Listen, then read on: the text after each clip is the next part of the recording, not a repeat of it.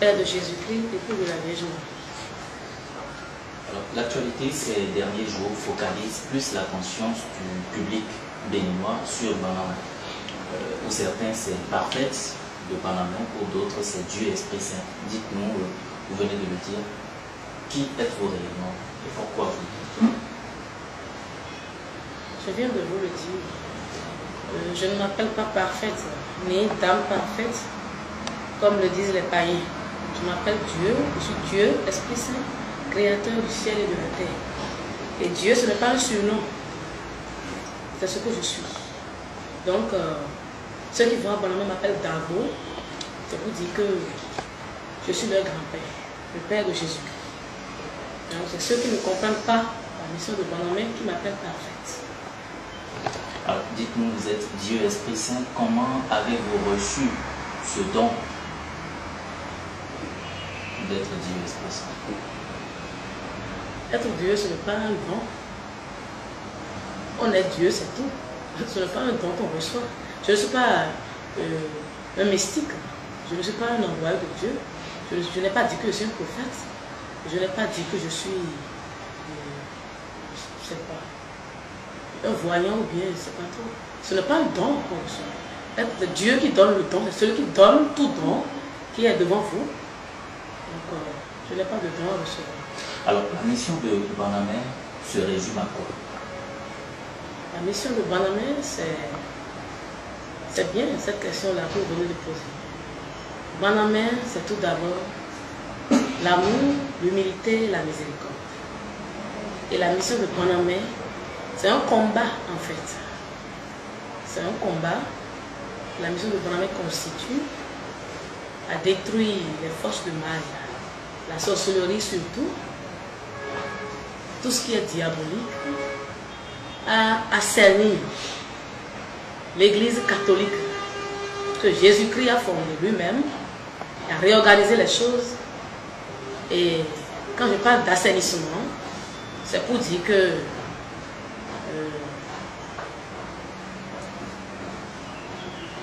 organiser, refonder de manière à ce que les politiciens partent, disparaissent. Quand je parle de politiciens, c'est les corrompus de l'Église catholique, sans nommer. Que ces dirigeants corrompus n'aient plus de place s'ils ne veulent pas adorer le Christ, qui s'en aille. Donc, c'est pour ça que je parle d'assainissement. Donc, c'est la refondation de l'Église catholique en fait. La refondation et tout faire pour ramener la paix dans le monde. Pour que tous les hommes puissent adorer un seul Dieu. Le Père de Jésus-Christ que vous voyez devant vous. Détruire le mal à la source même, à partir de la racine, la sorcellerie. Beelzéboul, le démon, le chef des démons, le détruire pour que les hommes aient la paix. C'est ça la mission de Banama. Donc, c'est en résumé ce que c'est. Alors, dites-nous, quelle est l'appellation réelle de votre église? D'aucuns estiment que c'est l'église de Banama, d'autres parlent d'église catholique privée, d'autres encore de l'église de Jésus-Christ.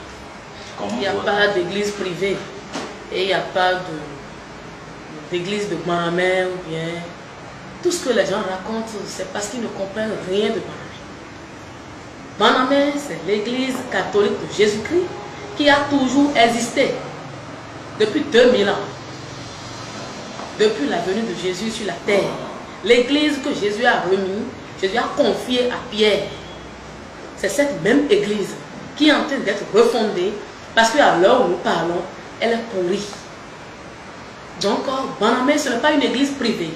Ce n'est pas une secte, ce n'est pas une religion créée à part. Vous comprenez? Donc, ce n'est pas une organisation, ce n'est pas une association. C'est l'église catholique de Jésus-Christ qui a toujours existé. C'est le Dieu de cette église-là qui est venu maintenant réorganiser les choses et arrêter avec la pagaille des Romains. Donc, c'est ça, Banama. C'est l'église catholique de Jésus-Christ qui l'a confié à Pierre et que ceux qui ont suivi Pierre n'ont pas su gérer. Dieu lui-même est venu prendre les choses en main. C'est ça, Banama. D'accord. Alors, depuis quelque temps dans l'opinion publique, il est distillé que Banamé orchestre des actes de violence. Qu'en est-il exactement? Banamé orchestre des actes de violence. Vous voyez, le monde n'acceptera jamais de vivre dans la vérité. Mais la vérité lui sera imposée. Le monde ne veut pas de la lumière. Mais c'est-à-dire, quel que soit ce qui se passe, la lumière va toujours triompher. Banamé orchestre de la violence. Il y a beaucoup de choses qui se disent autour de Banamé. Il y a tellement de ragots, tellement de campagnes de dénigrement qu'on ne peut pas tout dire. Banamé fait de la violence. Qui est-ce qui peut prouver que Banamé fait de la violence? Qui est venu se plaindre? Au contraire, c'est Banamé qui subit toutes sortes de violences, des agressions, de l'humiliation, de partout, de la part des politiciens, du clergé, des vaudounos et des autres confessions religieuses. Mais Banamé ne s'est jamais plaint à qui que ce soit. Demandez au gouvernement si Banamé ne s'est jamais plaint à eux. Banamé ne s'est jamais plaint nulle part. Et pourquoi on se plaint de Banamé? Malgré tout ce qu'eux nous font subir, nous ne se plaignons pas. Mais eux, ils sont en train de se plaindre tout le temps. Banamé n'a fait de violence sur personne. Vous les hommes, vous n'aimez pas la vérité. Quand on dit que vos comportements sont mauvais, vous trouvez qu'on est violent. Et c'est l'enfant qui ne veut pas changer, qui trouve que son père le gronde tout le temps. Vous voyez, acceptez les reproches, acceptez les conseils venant de Dieu. C'est Dieu seul qui peut éduquer ses enfants. Dieu est Dieu seul. Si vous supposez que dire que le monde est pourri, la sorcellerie est en train de miner la société, détruire tout, si vous supposez que c'est de la violence et que c'est de l'agression, c'est votre problème. C'est votre problème. Mais Dieu ne peut pas se taire et laisser ses enfants se faire détruire comme ça, par le diable sans réagir. Banamé ne fait de violence sur personne. Depuis que Banamé a commencé, qui a agressé qui? Banamé n'a jamais agressé quelqu'un. Banamé n'est pas allé gifler quelqu'un chez lui. Banamé n'est pas allé tabasser, aller